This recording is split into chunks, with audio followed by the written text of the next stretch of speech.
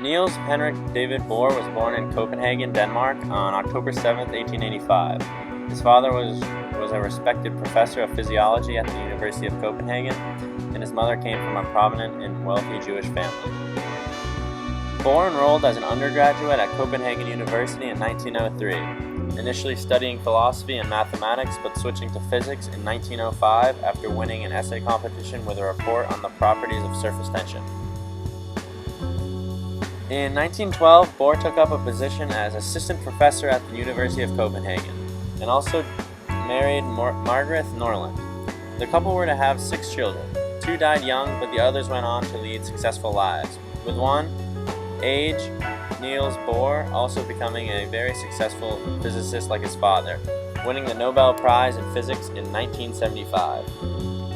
In 1913, on the basis of Ernest Rutherford's theories, Bohr developed and published his model of atomic structure, known as the Bohr model, which depicts the atom as a small, positively charged nucleus surrounded by negatively charged electrons that travel in circular orbits around the nucleus.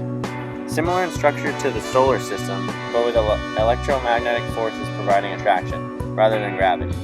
It was largely for this early work that Bohr was awarded the Nobel Prize in Physics in 1922, for his services in the investigation of the structure of atoms and the radiation emanating from them. In 1916, he became a full professor at the University of Copenhagen and continued his research.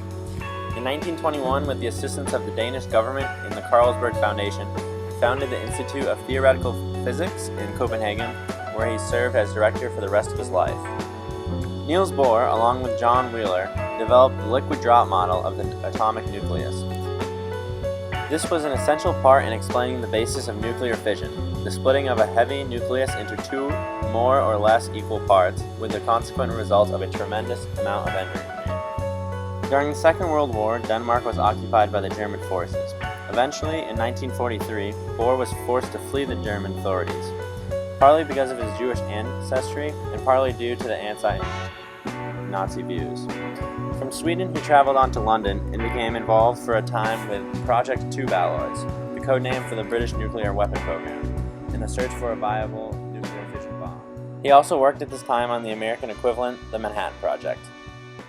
After the war, Bohr returned to Copenhagen, where he was awarded the Order of the Elephant, Denmark's highest decoration, the equivalent of the knighthood by the Danish government. He also advocated the peaceful use of nuclear energy and addressed an open letter to United Nations subject in 1950. Bohr died in Copenhagen on November 18, 1964. Age 77. There's the electrons and atoms are in orbits of differing energy around the nucleus. Bohr used the term energy levels to describe those orbits of differing energy, and the nucleus is positive, and the electrons are negative, and they're attached to the nucleus.